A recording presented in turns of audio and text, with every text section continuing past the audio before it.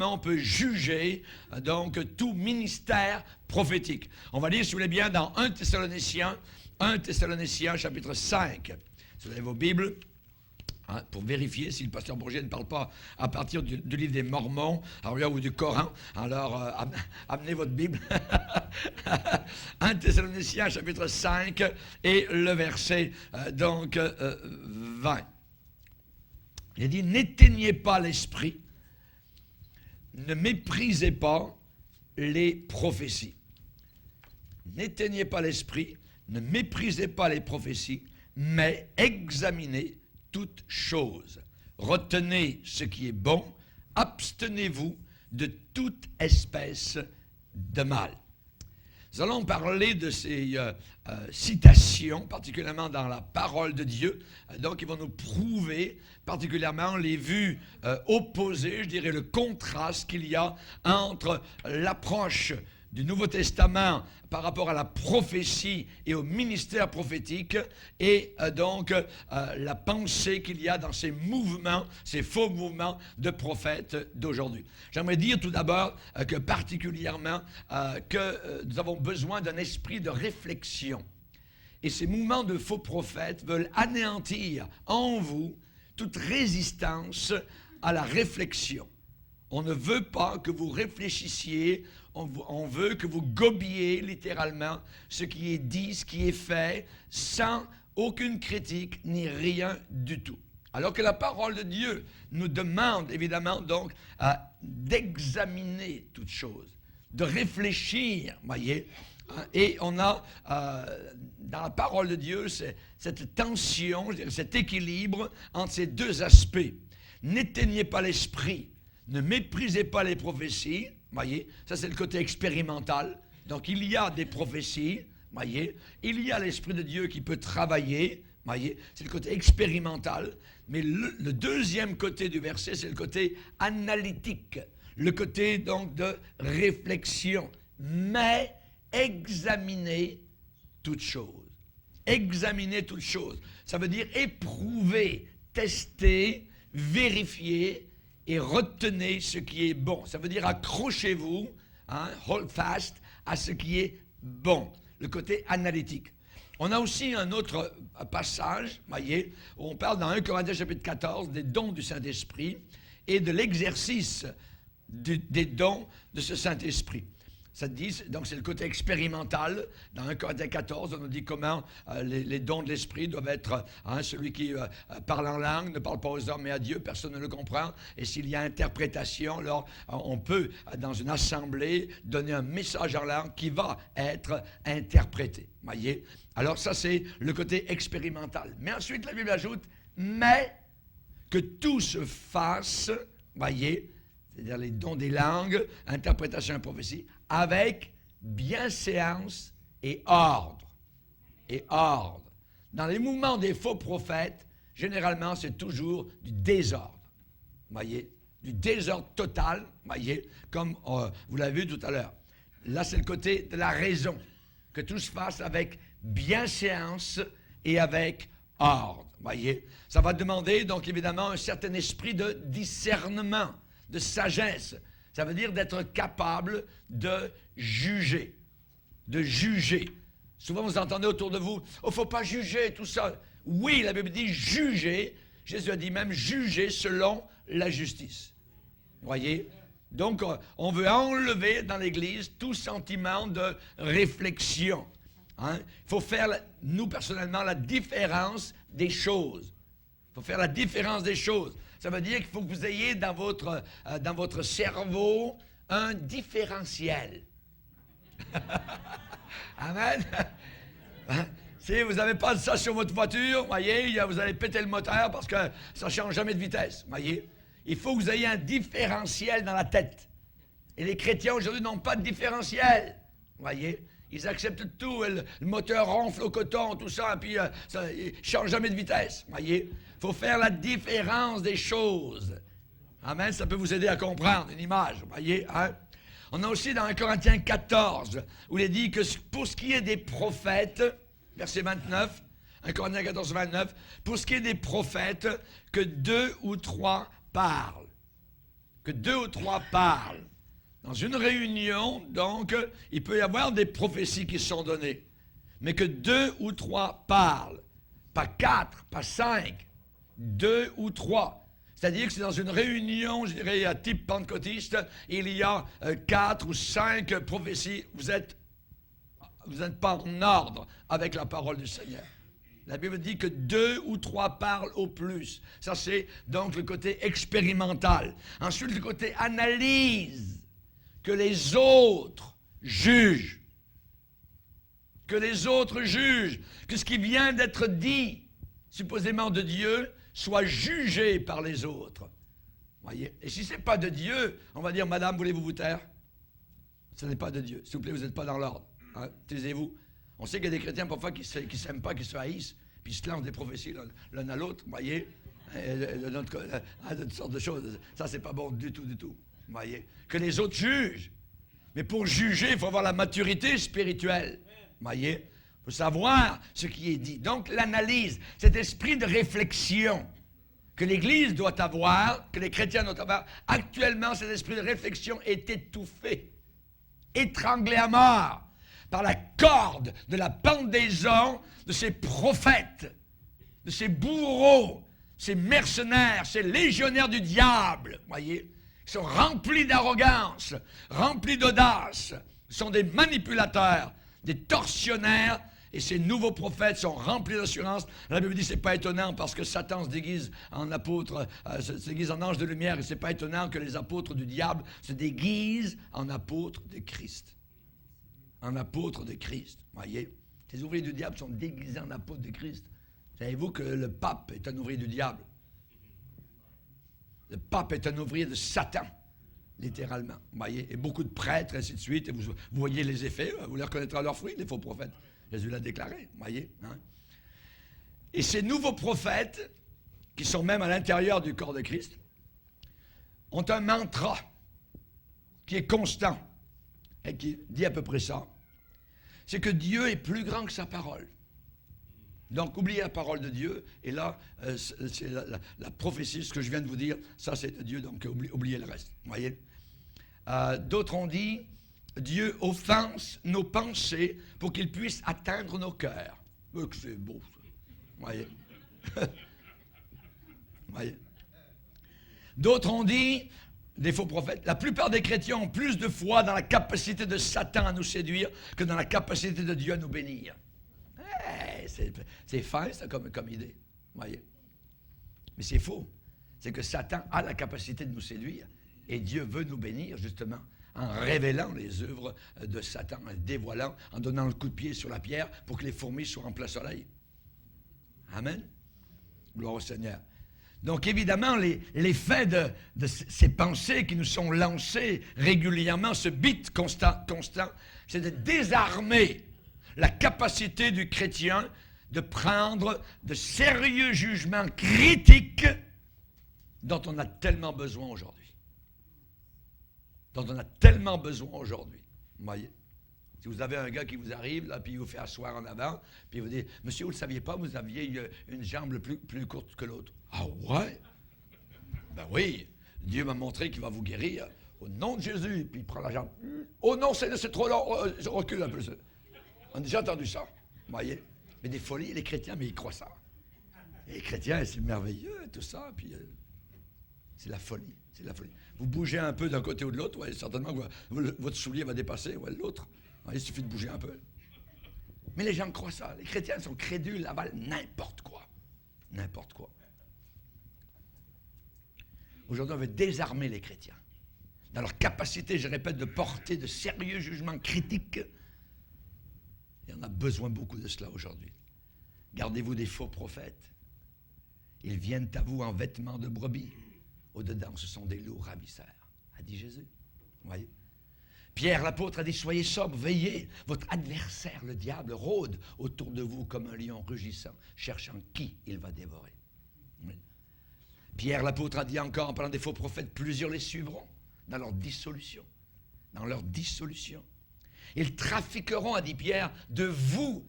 Ils vont faire de vous un trafic d'argent. Par cupidité, ils trafiqueront de vous au moyen de quoi? De paroles trompeuses. de paroles trompeuses. Dieu m'a dit, voyez, j'ai une parole, et ainsi de suite. Et toutes sortes ce système-là. À un moment donné, actuellement, on a tellement besoin, désespérément, de sobriété, de sérieux, de bien faire attention. On est en train de faire la promotion de l'ivresse spirituelle. Vous voyez, faire n'importe quoi. Ouais. Attends, j'amène mon frère ou ma soeur qui n'est pas sauvé dans ces réunions, il va dire, sors de là-dedans, tu es dans une secte abominable, voyons, il roule par terre, il crache ici, ça n'a pas de sens. C'est quoi cette affaire-là, voyons? Les gens sont séduits par l'idée que, comme ils sont les grands vainqueurs, supposément, des derniers jours, ils pensent que la dernière chose dont ils ont besoin aujourd'hui, c'est du discernement. Et ils ne l'ont pas. Et c'est très dangereux. Très dangereux. Pour eux, à leurs yeux, ils n'ont pas besoin de se soucier de cela. Voyez. Dans la parole, on nous dit, acquiert la vérité et ne la vends pas. Ne t'en dessaisis pas. Voyez, ne la dilapide pas, garde la vérité. Donc, vont réveiller ceux qui sont dans leur ivresse spirituelle. Le Seigneur a parlé de cette sorte d'ivresse dans Matthieu 25, quand il parle de la fin des temps. Dans son discours eschatologique, le Seigneur parle en des termes non équivoques lorsqu'il dit, et je cite, verset 45, « Quel est donc le serviteur fidèle et prudent que son maître a établi sur ces gens, pour leur donner quoi? La nourriture au temps convenable. Heureux ce serviteur que son maître à son arrivée trouvera faisant ainsi. Je vous le dis en vérité, il l'établira sur tous ses biens. Mais si c'est un méchant serviteur qui dit en lui-même, mon maître tarde à venir. Hein, l'enlèvement, j'entends parler depuis des années puis il n'est pas encore arrivé. S'il dit en lui-même, mon maître tarde à venir, et s'il se met à battre ses compagnons, s'il mange et boit avec les ivrognes, dans ces mouvements de faux prophètes, ce sont des ivrognes spirituels. Et ils le disent eux-mêmes, l'ivresse de l'esprit, tout ça. On ne voit jamais ça parmi les apôtres. Saint-Esprit ne nous rend jamais ivres, où on ne sait pas où on est, ou tout ça. Dans le mouvement de Toronto, Pensacola, il y avait une femme qui est venue en avant, le prédicateur, elle était là, n'importe quoi, elle dit, Madame, comment vous appelez-vous? Je ne me rappelle plus, où habitez-vous? Je ne sais plus, je suis dans l'esprit. Attends, c'est la folie, littéralement, ce n'est pas le Saint-Esprit. Ce n'est pas le Saint-Esprit de Dieu. La Bible dit, Dieu ne nous a pas donné un esprit donc de folie, mais un esprit équilibré. Voyez? Un esprit de sagesse. Hallelujah. Ne t'en dessaisis pas. Rachetons le temps car les jours sont mauvais. Jésus a parlé de loup ravisseur. Nous voyons Paul qui a parlé de loup cruel. De loup cruel. Voyez? J'aimerais dire qu'on peut juger tout ministère prophétique. N'éteignez pas l'esprit, ne méprisez pas les prophéties, mais examinez toutes choses, retenez ce qui est bon. Retenez ce qui est bon. Les dons de cet esprit, ce n'est pas un problème, voyez, c'est l'abus. C'est l'abus que les gens en font, voyez. Et nous luttons contre ces abus. Nous luttons contre cela, voyez. Les réactions, les peurs, les craintes, ce n'est pas un problème non plus. Parce que pour ceux qui savent discerner, c'est une affaire simple. C'est une affaire simplement de loyauté envers Dieu et sa parole. Pas plus que ça, voyez. Et évidemment, si nous réagissons contre les excès, contre les dérèglements, alors évidemment on est étiqueté comme étant des gens religieux, des gens réactionnaires, des gens même incrédules. Vous ne croyez pas à l'Esprit de Dieu. C'est dangereux, vous pouvez commettre le péché contre le Saint-Esprit. Voyez. Mais ce genre de péché contre le Saint-Esprit, moi je l'ai commis ça fait longtemps. Parce que je m'en fous complètement, parce que ce n'est pas le Saint-Esprit. Ce n'est pas l'œuvre du Saint-Esprit. Jésus a dit, il s'élèvera de faux Christ et de faux prophètes. Ils feront de grands prodiges et des grands miracles au point de séduire, si possible, même les élus. Dans une banque, quand on veut qu'une caissière discerne entre des faux billets de banque et des vrais, on leur fait passer une semaine environ à trier des billets. Et durant les premiers jours de la semaine, ce qu'on leur fait passer entre les doigts, c'est des vrais billets. Et toute la journée, ils passent entre leurs doigts des vrais billets de banque. Les caissières sont habituées à la texture, au toucher, voyez, sont imprégnées de la manière que fait le vrai billet de banque. Et ensuite, à la fin de leur cours, ils passent entre leurs mains des faux et des vrais. Oh! Ils ont tellement été habitués aux vrais billets de banque qu'ils sont capables de discerner les faux billets de banque. Et nous ne discernerons pas toutes les erreurs parce qu'il y en a, c'est rempli des milliers d'erreurs, de faux prophètes, de ceci, de cela.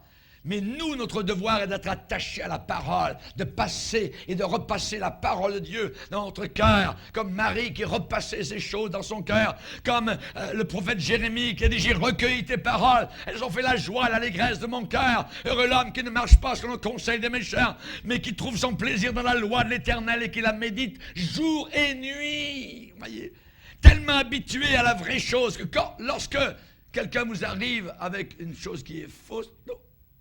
Il y a une lumière jaune qui s'allume dans votre esprit. Amen. Et vous dites, oh, attention. Attention. Vous êtes tellement habitué à la vérité. C'est ce livre qu'il faut serrer dans votre cœur. Je serre ta parole dans mon cœur afin de ne pas pécher contre toi. Amen. Alléluia. Gloire au Seigneur. Chers amis, quand on croit à Jésus-Christ, on prend au sérieux son avertissement. Il s'élèvera de faux Christ et de faux prophètes. Voyez. Il a dit des faux Christ. Il n'a pas dit des faux Jésus. Des faux Christ. Christ, ça veut dire oint. Oint. Donc on parle ici, voyez, d'une onction. Il y aura des gens, des faux Christ, des faux sauveurs, des faux oints. Une fausse onction sera sur eux. Une onction fausse, voyez, sera sur eux. Jésus a dit, il s'élèvera, de faux Christ. Dans le psaume 2, quand le Père va dire, c'est moi qui ai oint mon roi sur Sion, ma montagne sainte. C'est moi qui ai oint mon roi. Et ceux qui ne sont pas oints de Christ, s'ils disent qu'ils sont oints, c'est une fausse onction. C'est une fausse onction. Il y aura des faux Christ et des faux prophètes. Et beaucoup de ces personnes proclament aujourd'hui qu'ils fonctionnent sous une nouvelle onction.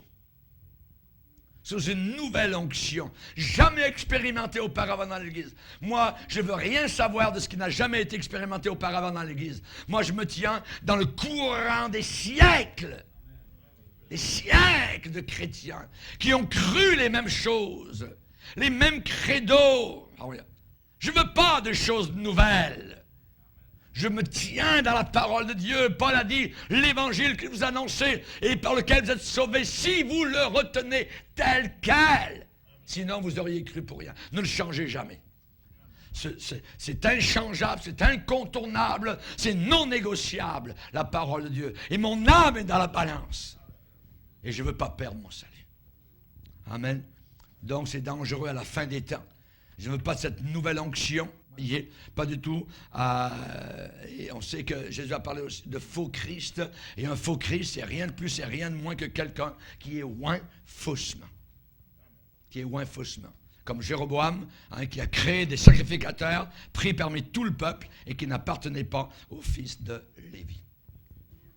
Chers amis, c'est très suspect, je dirais, de la part de supposés hommes de Dieu de vouloir faire honte à ceux qui posent des questions. Et aujourd'hui, on va vous faire honte si vous voulez poser des questions sur certains mouvements, sur certaines choses, vous voyez. Mais non, tu es un incrédule, tu ne crois pas, tu es trop serré, tu es vieux jeu, tu ne veux pas embarquer dans le mouvement du Saint-Esprit, ainsi de suite, vous voyez. C'est une honte, vous voyez. Supposez hommes de Dieu qui veulent vous faire honte parce que vous posez des questions, parce que vous portez une évaluation critique sur toutes ces nouvelles expériences spirituelles qui sont développées depuis quelques années. C'est très, très normal de résister fortement à ce qui peut mettre en danger la vie de quelqu'un, le salut, je dirais, de quelqu'un. Et on devrait au moins demander à chercher à savoir ce que la Bible dit, voyez.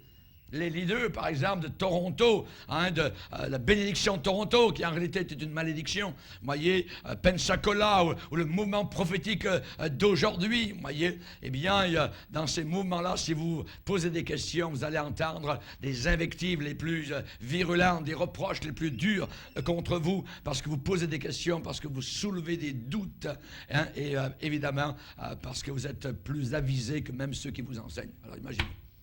Où allons-nous? Vous voyez? Il y a un contraste terrible dans la parole de Dieu. Les Béréens, il est dit, étaient de nobles sentiments parce qu'ils vérifiaient dans les Écritures. Vous voyez? Il a fait dans les Écritures. Hein?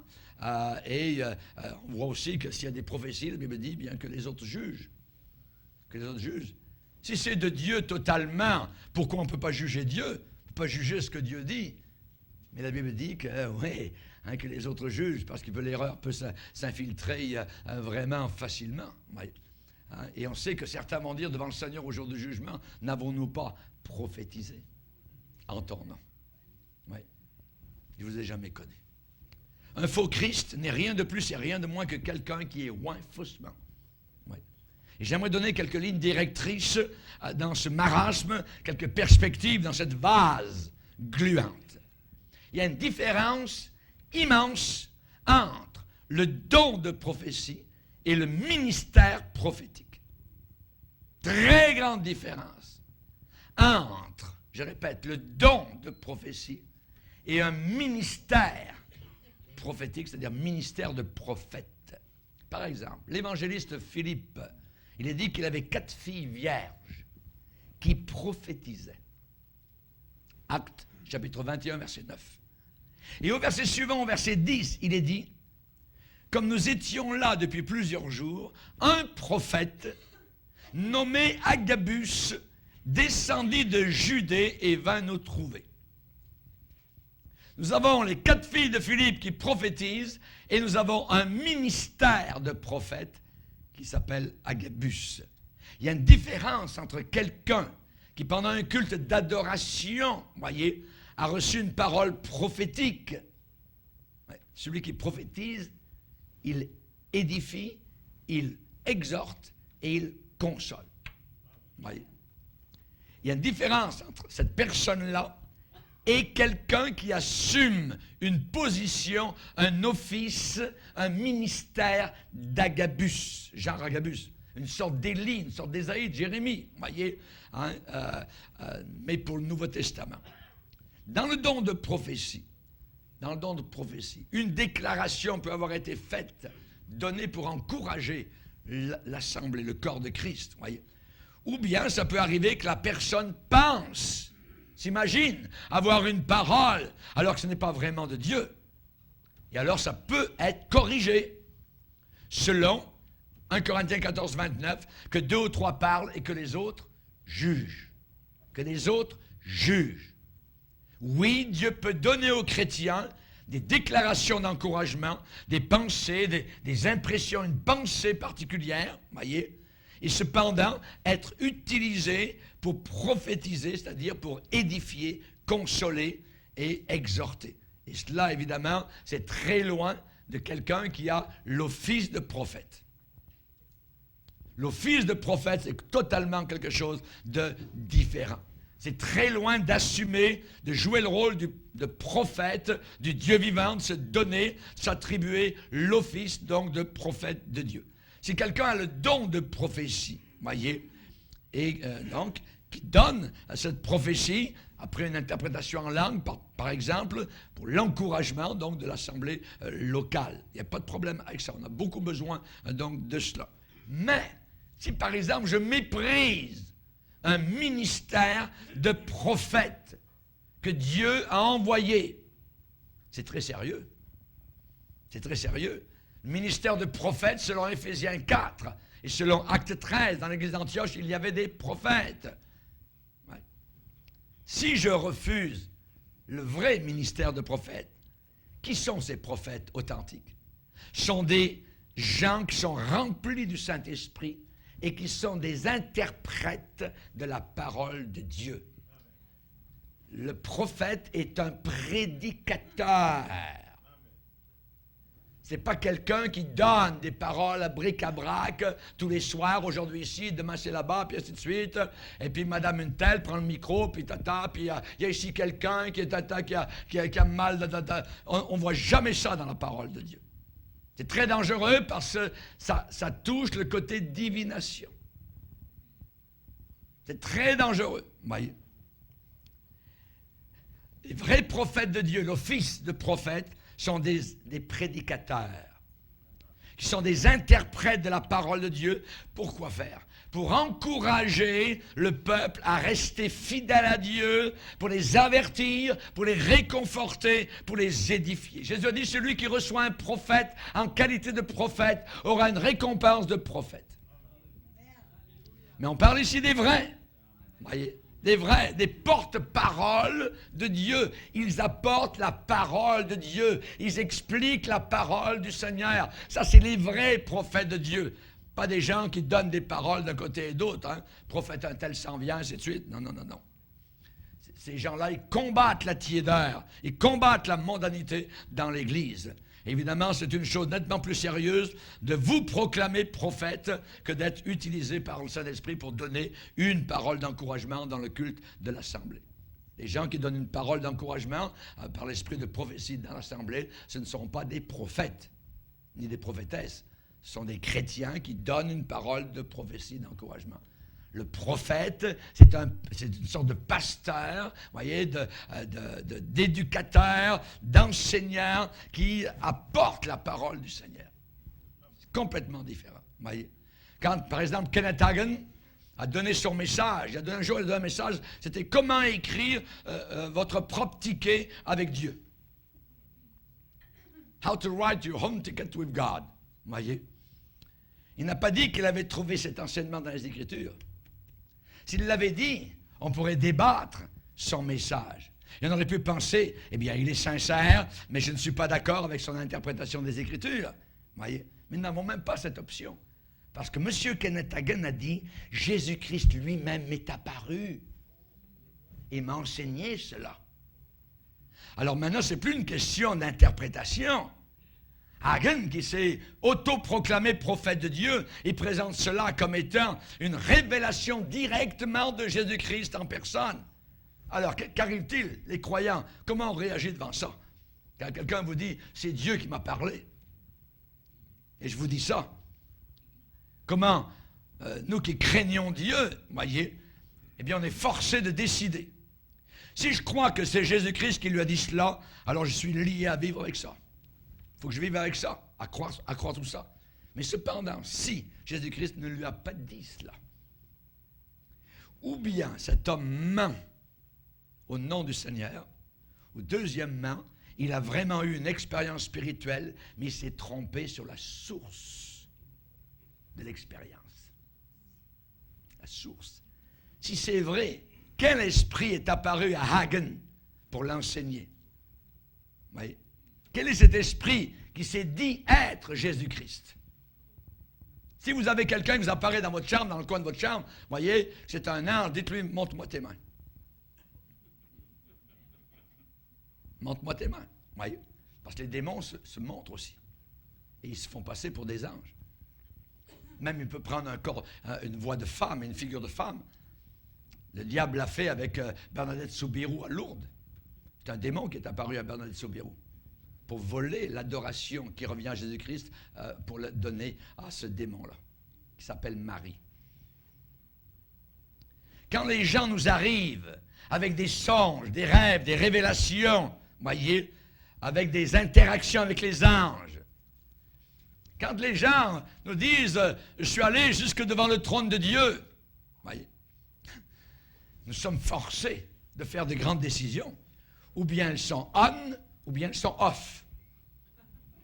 Ou bien elles sont de Dieu, ou bien elles sont du diable. Pas compliqué. Il n'y a pas de lieu médian. Et cela va aussi avec les prédictions. Quand les prophètes du Nouveau Testament faisaient des prédictions, elles s'accomplissaient toutes. Toutes. Notez bien, ce n'est pas à peu près. Si quelqu'un vous parle au nom de Dieu, vous prophétisez au nom de Dieu, et que la chose n'arrive pas, c'est un faux prophète. Dans le Nouveau Testament, quand les prophètes, l'office de prophète, voyez, était en fonction, ce qu'il disait s'accomplissait toujours. Exemple, Agabus. Un jour, il a prédit qu'il y aurait une famine très grande sur toute la terre. Et la Bible ajoute, elle arriva, en effet, sous l'empereur Claude. Et encore dans Acte 20, Agabus a été utilisé de Dieu pour avertir Paul d'un complot des Juifs à Jérusalem, là où il se rendait. Et cela aussi est arrivé. Voyez. Les prédictions au nom du Seigneur, c'est quelque chose de très, très sérieux. Comme le dit Deutéronome 18. Dans le Nouveau Testament, il n'y a eu aucune fausse, aucune mauvaise prédiction qui a été rapportée. À aucun endroit. Tout ce qui a été prédit, c'est accompli. C'est accompli. Vous voyez, il n'y a rien qui ne s'est pas réalisé. Y a-t-il des prophètes qui vivent aujourd'hui? Oui, certainement. Les 5 dons ministères, on en a besoin aujourd'hui dans l'Église. Il y en a 5. Les apôtres, qui sont aujourd'hui appelés souvent missionnaires. Les prophètes, les évangélistes, les pasteurs et les docteurs, les enseignants dans la parole de Dieu. On a besoin des 5, selon Éphésiens 4, verset 11. Avoir un regard biblique, je dirais, sur la fonction des prophètes dans la Bible est très important. Très important. Les prophètes de la Bible, par exemple, Ésaïe, Jérémie, Daniel, Jean-Baptiste, Agabus, voyez, et ceux de Acte 13 ne sont pas ceux qui donnaient des conférences, voyez, donnant à chacun des paroles de guérison intérieure, des gens qui faisaient tomber les gens par terre, voyez, ou qui maudissaient leurs opposants, comme Bénéhine, qui a dit « Je maudis ceux qui s'opposent à mon ministère ». Kenneth Hagin a dit « Ceux qui s'opposent à mon ministère, ils vont tomber morts derrière la tribune ». Les gens ne sont pas affermis dans le Seigneur, ils ont peur. Voyez, la Bible dit, tu n'auras pas peur de lui. Tu n'auras pas peur de lui. Amen. Amen. Les prophètes étaient et sont des prédicateurs, je le répète. Les prophètes sont des enseignants suscités par Dieu pour ramener à lui le peuple de Dieu, alors que le peuple est en train de s'égarer, voyez, ou alors se vautre dans la honte du péché. Et au cours de leur enseignement et de leur prédication, parfois, pas toujours, mais parfois ça peut arriver, il y a certaines prédictions qui peuvent se faire et qui attestent, voyez, la validité donc de leur message. J'aimerais vous dire que les signes et les miracles ne sont pas une fin en eux-mêmes. Les signes et les miracles ne sont pas une fin en eux-mêmes. Le plus important, c'est le message. Quel message le gars apporte-t-il? C'est le message, pas les miracles, pas les guérisons, parce que le diable est capable d'en faire. Jeannès et Jambres en Égypte étaient capables de prendre des petits bâtons et puis de faire des serpents. C'est des faux prophètes, voyez. Il y a un sens de distinction importante à faire, voyez. La Bible dit, vous avez été dans Éphésiens, chapitre 2, verset 20, vous avez été édifiés. Sur quoi? Sur quoi j'ai été édifié? Sur le fondement des apôtres et des prophètes. Jésus-Christ lui-même étant la pierre angulaire qui tient tout l'édifice. Mais nous avons été édifiés sur le fondement des apôtres et des prophètes. Pourquoi cette distinction importante? Parce qu'actuellement, ce verset est très mal interprété par beaucoup de personnes. Pour les faux prophètes, ça signifie que votre fondation spirituelle, elle dépend de eux, de ces nouveaux prophètes. Vous devez être fondé sur eux. Jamais de la vie. Amen. Voyez? Et si vous ne voulez pas vous soumettre à leur ministère, eh bien c'est comme si vous étiez laissé sans aucune fondation. Vous vous rendez compte? Comment c'est faussé? Voyez? Les apôtres et les prophètes sur lesquels toute la structure de l'Église est fondée, ce sont les prophètes de l'Ancien Testament et les apôtres du Nouveau Testament. Nous sommes fondés là-dessus et nous resterons sur ce fondement-là. Amen. Gloire au Seigneur. Voilà notre fondation. Tout doit absolument être en accord, rectiligne d'aplomb, avec l'enseignement des apôtres du début. Les premiers chrétiens à la Pentecôte, dans Acte 2, il dit qu'ils persévéraient dans l'enseignement des apôtres. Et je dois, moi, aujourd'hui, et toi aussi, mon frère, ma soeur, persévérer aujourd'hui dans l'enseignement des apôtres, pas des faux prophètes qui viennent dans ton église. Amen. Tout ce qui contredit leur enseignement, l'enseignement des apôtres, voyez, n'est pas de Dieu. Judas a dit, nous devons combattre pour la foi transmise aux saints une fois pour toutes. Il n'y a rien de nouveau, il n'y a rien de nouveau, il n'y aura rien de nouveau jusqu'au retour de Jésus-Christ. Il faut persévérer par la foi. C'est ici la persévérance des saints. Amen. Alléluia. Jean a dit, nous, les apôtres, nous sommes de Dieu. Celui qui connaît Dieu nous écoute. Celui qui n'est pas de Dieu ne nous écoute pas. C'est par là que nous connaissons l'esprit de la vérité et l'esprit de l'erreur. Amen. Le Dieu de la Bible, que vous servez, que je sers, n'est pas actuellement en train de dire quelque chose à l'Église. Non! Il nous a parlé par son Fils. Dans ces derniers temps, Hébreux 1er chapitre nous a parlé par son Fils. Et il nous a donné la parole prophétique qui est la Bible. La parole de Dieu. Malheur à celui qui ajoute quelque chose ou qui retranche quelque chose à ce livre-là. Heureux celui qui lit et entend les paroles de la prophétie et qui garde les choses qui y sont écrites, car le temps est proche. Rendez compte quand Pierre, Jacques et Jean étaient sur la montagne de transfiguration, que Jésus était transfiguré dans sa gloire, ils l'ont vu glorieux, avec des vêtements éclaboussants comme la lumière de 1000 soleils. Quand ils ont vu apparaître Moïse, ils ont vu Élie, Pierre, c'est un peu ce qu'il disait, Seigneur, on va planter des tentes, on reste là, c'est trop merveilleux, on descend plus en bas, c'est formidable, voyez. Et ensuite, ils n'ont plus parlé de cette expérience, ils sont redescendus en bas. Et plus tard, l'apôtre Pierre a dit, il a parlé de cette expérience-là dans son épître.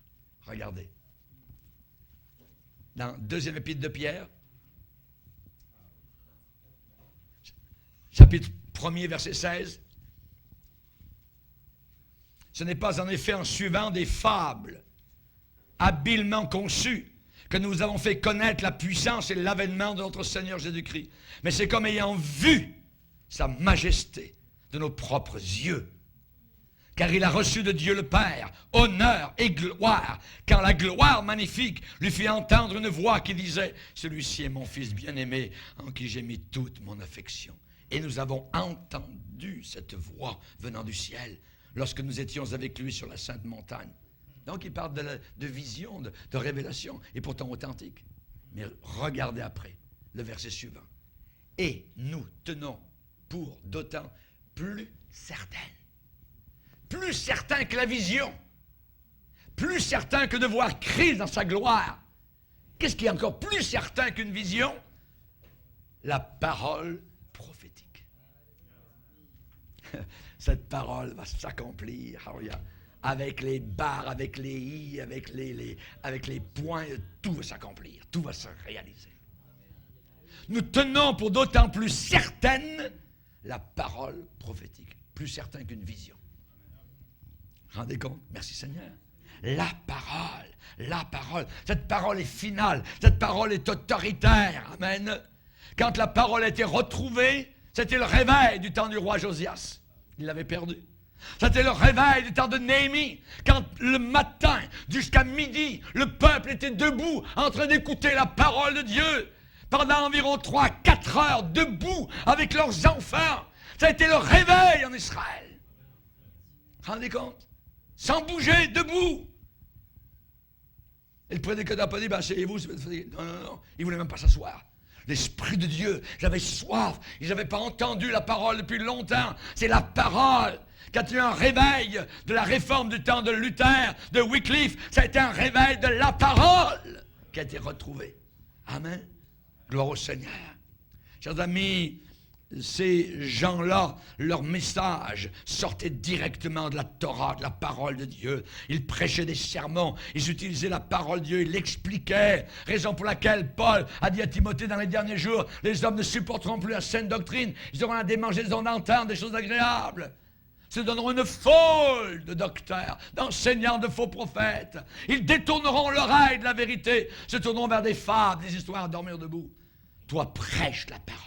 Prêche la parole. Amen. Prêche la parole.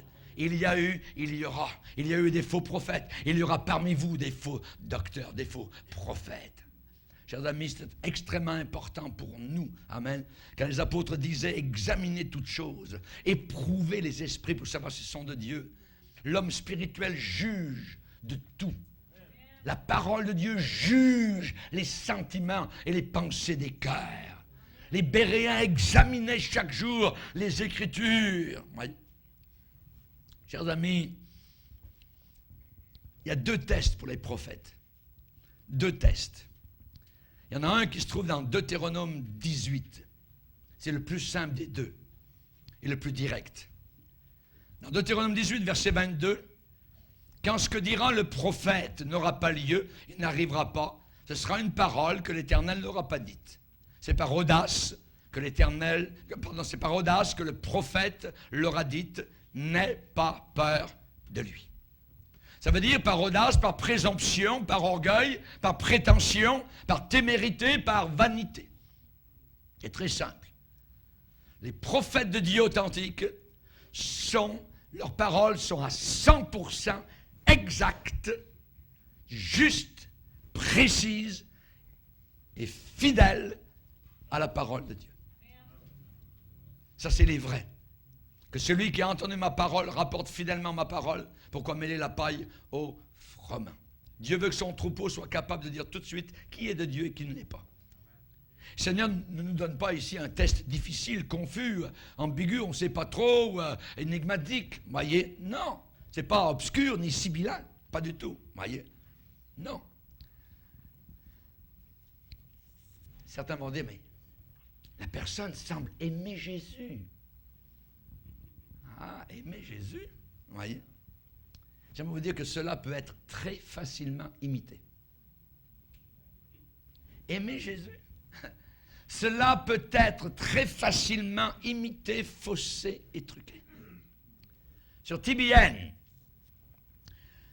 Paul Crouch et sa femme Jane ont interviewé un prophète qui s'appelait John Hinkle. H-I-N-C-K-L-E. Il a prédit en 1994 que le 9 juin, cette année-là, tout le mal et la méchanceté seraient effacés et ôtés de la terre. C'est le mot exact. All evil will be ripped off of the earth.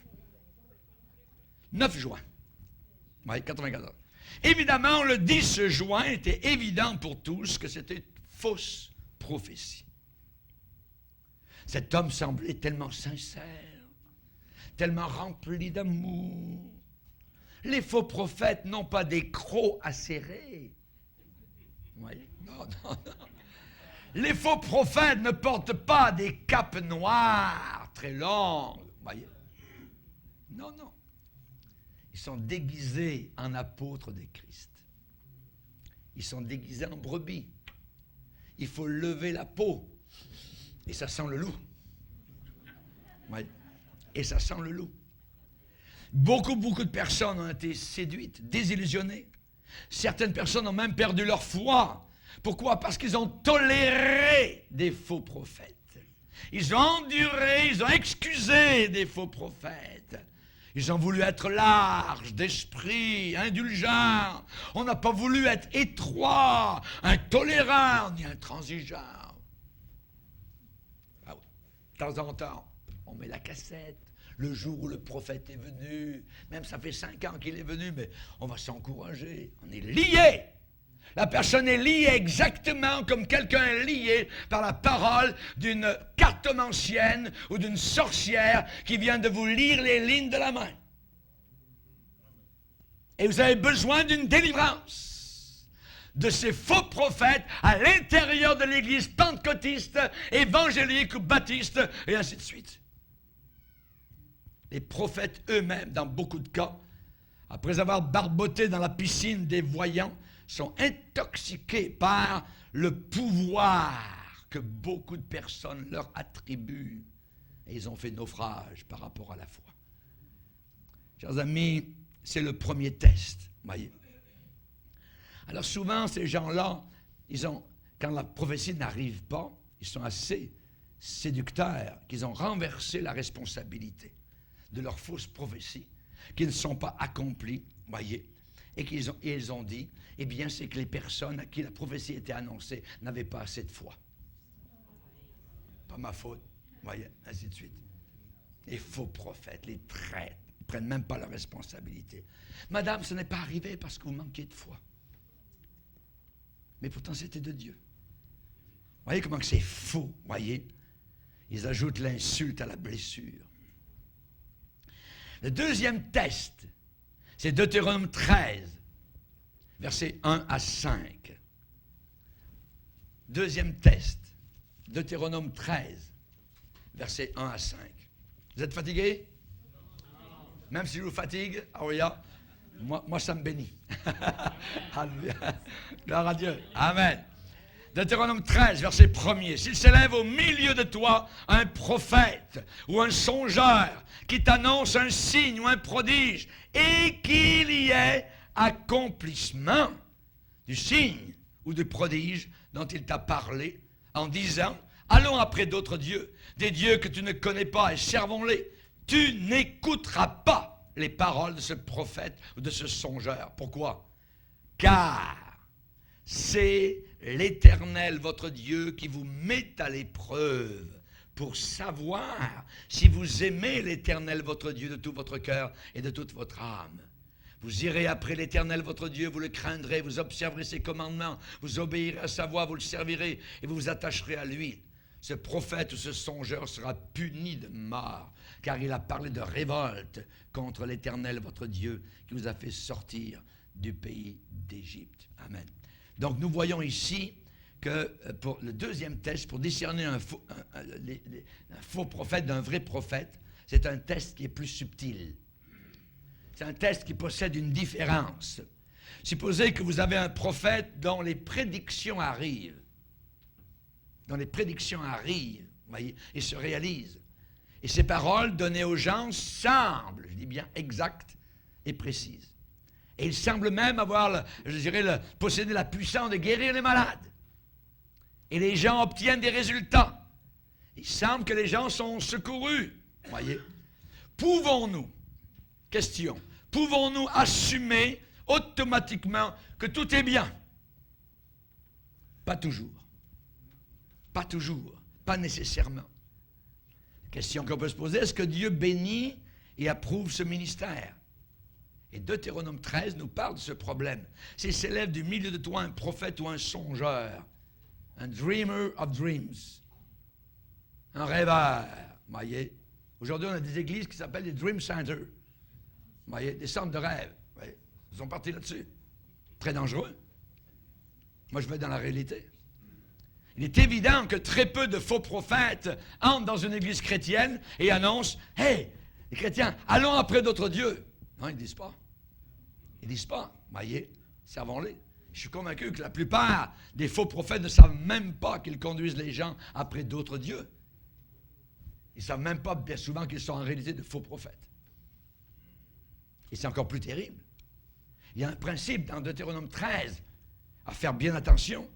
C'est quand on cherche à déterminer la validité d'un ministère pour y souscrire, pour l'appuyer, pour l'approuver. Et dans ce cas, par rapport aux prophètes, vous ne devez pas regarder vers les prodiges, vers les miracles et les résultats. Jamais. Ne regardez jamais là. Voyez. Il ne faut pas fermer les yeux sur quelque chose de plus important, le message. Qu'est-ce qu'il enseigne? Quel est l'enseignement? Est-ce que Jésus est élevé? Est-ce que la croix est élevée? Est-ce que le péché est dénoncé? Voyez. Donc, il faut se rappeler que les guérisons, miracles, prédictions et d'autres résultats d'un soi-disant ministère ne sont, je dirais, pas l'attestation du message. Le message. On a prophétisé, je ne vous ai jamais connu. Je vous ai jamais connu. On a fait des miracles. On a chassé des démons. Je ne vous ai jamais connu. Donc on voit que ce n'est pas là qu'il faut regarder. C'est le message. C'est le message, vous voyez, qui est très important. Et aujourd'hui, l'emphase dans l'église chrétienne, c'est quoi? Vous aurez des miracles, venez! Vous voyez? Beaucoup, l'emphase est sur le sensationnalisme, voyez, les miracles spectaculaires et des promesses. On vous promet des miracles. On vous promet des miracles. Deutéronome 13 devrait nous alerter au fait que parfois Dieu va permettre aux faux prophètes de se lever et sembleront que la marchandise est livrée. C'est très dangereux.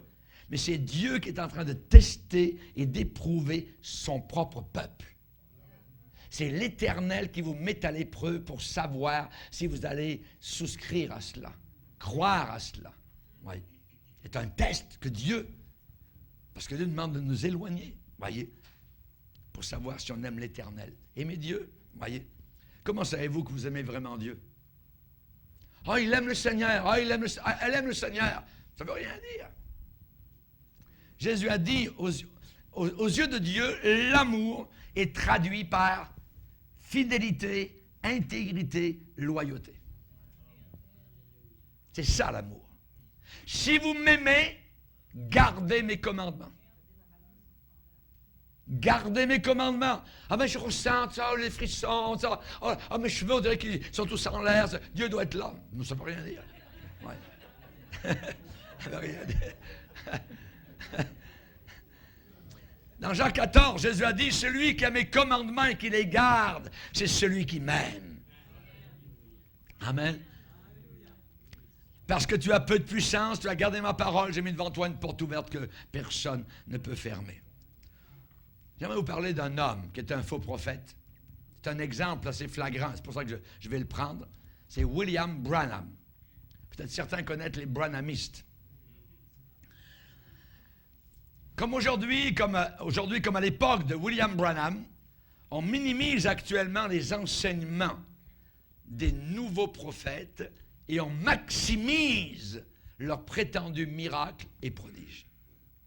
Nous avons tellement le cœur ouvert aujourd'hui, on est tellement large, tellement tolérant et généreux, que même quand un prophète fait une prédiction inadéquate, inexacte, infidèle, incorrecte, voyez, ou alors que la personne apporte un enseignement qui ne tient pas la route par rapport à la Bible, voyez, qui ne concorde pas du tout avec la parole de Dieu, nous reconnaissons que, parfois, il peut être en dehors de la coche, mais son cœur est à la bonne place, et Dieu semble approuver parce qu'il possède la puissance.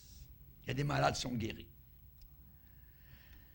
Les pentecôtistes, les évangéliques, les charismatiques semblent aujourd'hui contourner cela continuellement. J'ai été pasteur pentecôtiste et j'ai vu dans le monde pentecôtiste des erreurs depuis 40 ans. Et les pentecôtistes, officiellement, ne reconnaissent jamais leurs erreurs. Jamais.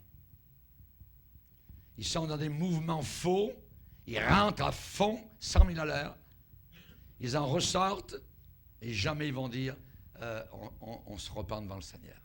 Jamais. William Branham est un exemple très clair de test de Deutéronome 13. Il y avait beaucoup de guérisons dans les milieux pentecôtistes dans les années 40 et 50. Il y avait seulement un problème avec M. William Branham, c'est son enseignement. Son enseignement. Et j'ai parlé tout à l'heure que le plus important, ce n'est pas les miracles, c'est l'enseignement. Alors, les pasteurs pentecôtistes, comme il y avait beaucoup de miracles sur son ministère, l'ont invité. Mais ils lui ont demandé une chose. Il ne faudrait pas que tu enseignes. On l'a découragé d'enseigner. On lui a dit, tiens-toi-en aux miracles, aux signes, aux prodiges, aux guérisons, aux supposées paroles de connaissance, mais tais-toi sur ce que tu crois. Pourquoi? Pourquoi ils ont dit ça? Parce que dès que M. Branham commençait à partager ce qu'il croyait, les gens étaient très, très nerveux. Cet homme croyait des hérésies. Cet homme enseignait des hérésies. Par exemple, il croyait à l'hérésie de la semence du serpent. La semence du serpent, ce monsieur croyait qu'à la chute, Ève avait eu des relations sexuelles avec Lucifer. Et ainsi, le blâme tombait sur la femme. Voyez. Et de cette union illicite avec Satan est né Caïn. Et au travers de la descendance de Caïn sont venus les méchants qui sont avec nous aujourd'hui. Voilà ce qu'enseignait cet homme.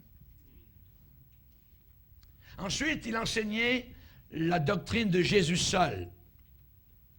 Jésus seul, c'est-à-dire qu'il a déclaré que la Trinité n'existe pas. Il a dit même que la Trinité était du diable et qu'il fallait baptiser les gens uniquement la formule au nom de Jésus. Ne croyez pas à la Trinité. Pourtant, dans Matthieu 28, il est dit, faites des disciples, baptisez-les au nom du Père, au nom du Fils et au nom du Saint-Esprit. Mais lui, il ne croyait pas ça. Ensuite, il enseignait les 7 églises d'Apocalypse et il disait que c'était 7 dispensations différentes époques de l'histoire de l'Église, mais son nœud, sa vraie twist, je dirais, dans cela, c'est que c'était lui qui était l'ange de la 7e Église de Laodicée. Ensuite, il a dit que l'enlèvement allait avoir lieu en 1977. Il a dit aussi, il croyait dans la Bible du zodiaque. Comment ça, un peu plus loin? C'est-à-dire avec les étoiles, il croyait à ça. Il croyait dans les pyramides, les puissants des pyramides d'Égypte. Et il a dit que la Bible du zodiaque, les pyramides d'Égypte, c'était toutes des formes de la parole de Dieu. Il a dit aussi que pour être sauvé, il fallait absolument parler en langue. Et en plus, il a ajouté, il croyait qu'il n'y avait pas du tout d'enfer éternel. Mais il y avait des miracles inimaginables avec son ministère. Il disait que, comme aujourd'hui encore, que beaucoup de gens ont repris ces enseignements, vous pouvez créer des choses par votre parole. Les fils de Dieu manifestés, les mouvements de cela aujourd'hui, eh bien, ils ont eu leur début dans les enseignements de Branham. Cet homme-là, un jour, on a pris une photo sur lui, et il y avait un halo autour de sa tête. Regardez la photo, il y avait un halo.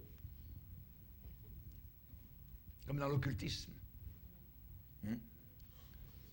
Comment pouvez-vous mettre en doute un homme qui a un halo autour de lui? La Bible dit, éprouvez les esprits. Éprouvez les esprits. Cet homme, William Branham, avait la capacité de dire la bonne aventure. Il avait la capacité de mesmérisme, c'est-à-dire le magnétisme. Il avait la capacité de magie. Et en même temps, il possédait les caractéristiques de chrétien. Mais toute son œuvre était cachée derrière un écran de mots et de paroles chrétiennes. Ses deux parents croyaient à la bonne aventure. Il était chargé, c'était un homme chargé d'occultisme, de très bonne heure. Il entendait des voix, des visions, des vents, comme Jeanne d'Arc, et ainsi de suite, et Bernadette Soubirous à Lourdes. Il a déjà dit un jour à un auditoire, j'ai eu des expériences de vision depuis mon enfance. Je vais vous dire une chose, c'est que les dons de Saint-Esprit ne sont pas donnés à quelqu'un à sa naissance. Les dons de Saint-Esprit sont donnés après la nouvelle naissance spirituelle, après la repentance. Amen. L'opération de son don, un exemple. C'est un monsieur qui faisait beaucoup de miracles et qui parlait un peu de Jésus, tout ça. Oui. À Zurich, en Suisse, il a appelé un jour un jeune homme sur l'estrade. Il l'a fait monter sur l'estrade. Il a demandé au jeune homme, est-ce que nous nous connaissons l'un l'autre? Le jeune homme a dit non. Je ne connais pas du tout, la première fois que je viens à vos réunions. Pas du tout. Ensuite, William Branham lui pose la question. Avez-vous une lettre